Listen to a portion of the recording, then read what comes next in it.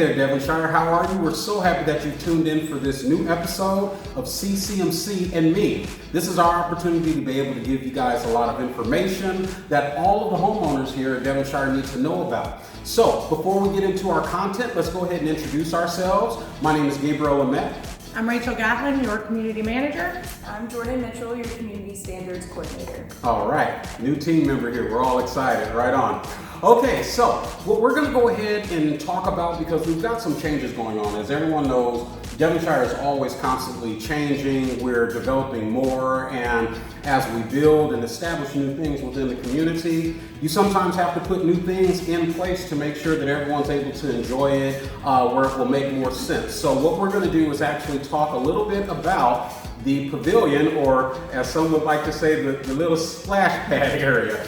We're going to talk about that area because we know that that's kind of become like the hot spot that a lot of community members love being able to have events or get-togethers or just to simply hang out. So we're going to bring a little bit more, I'd say, structure to how people are able to do that. So Rachel, go ahead and take it away and let us know what our changes are going to be looking like coming up. So I believe June 1st, we started taking reservations for the pavilion area.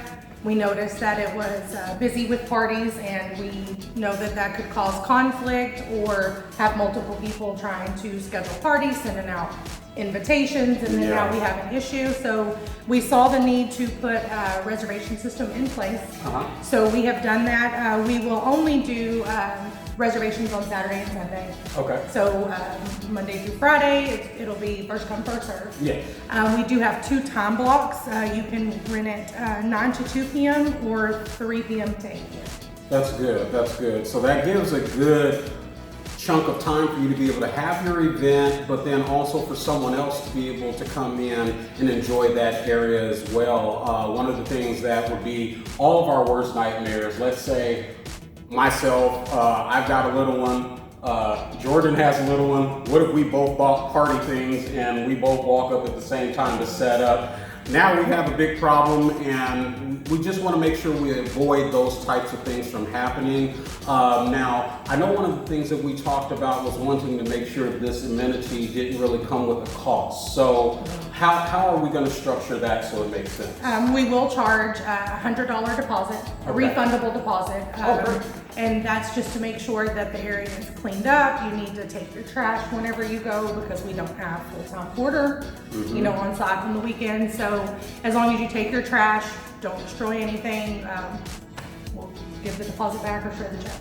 Oh, fantastic. So see, it's essentially free as long as you go ahead and take care of the area. And knowing the way the community loves their amenity areas, you guys have always been so fantastic about cleaning up after yourself. So again, it essentially becomes a free amenity for you to be able to enjoy. So now the next thing would be just getting that reservation in place and getting it as soon as possible. If there's one thing that all of us can attest to, any amenity that's rentable, which at this time is simply the clubhouse, those reservations go faster than you could ever imagine. So if you are interested in doing something there, please make sure that you go ahead and come into the office to make your reservation real, and that would be by bringing in your check to be able to have your deposit in place. And then we've got the paperwork here, plus it's on the website for you to be able to download to be able to have access to those docs so you can come in,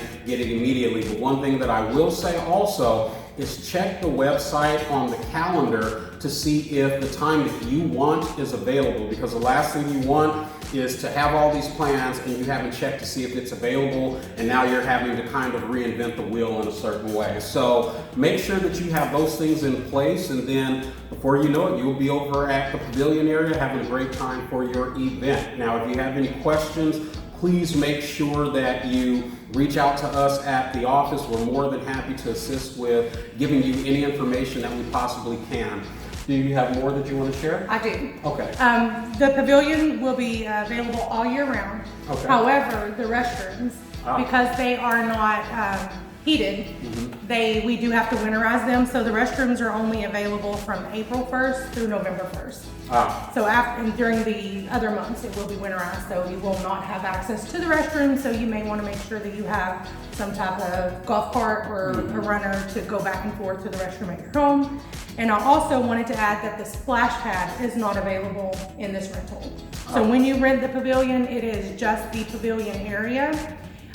The other residents will have access to the bocce ball court or the bocce ball, the horseshoes, and the splash pad. So you will have the pavilion, but you're also going to have other residents around you that are allowed to use the area, the restrooms, the fishing pier. You only get the covered area, and that's it. Okay.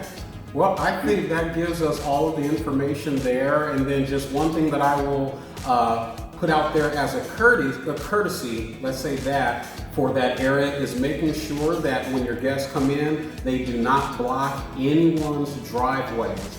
Please make sure that the homeowners over there are able to get into their driveways easily. We've had some challenges with that where, let's say 30% of someone's driveway is being taken by a truck or, car, whatever it might end up being. Please make sure that you are not allowing for any of your guests that are there for your reservation to block anyone's area there, because obviously if that was your home and you were wanting to get into your driveway, I don't think you would appreciate that as well. So I think the best way for us to be a good community is to think like a good community, and that's thinking of our neighbors at all times. So, thank you guys for tuning in for this episode of CCMC and Me. We look forward to our next content video with you. Please make sure you hit a like on this video and subscribe to our channel. Hit the little bell so you can get the notifications to know when we have more content coming. So, we'll see you guys next time. Bye-bye. Bye.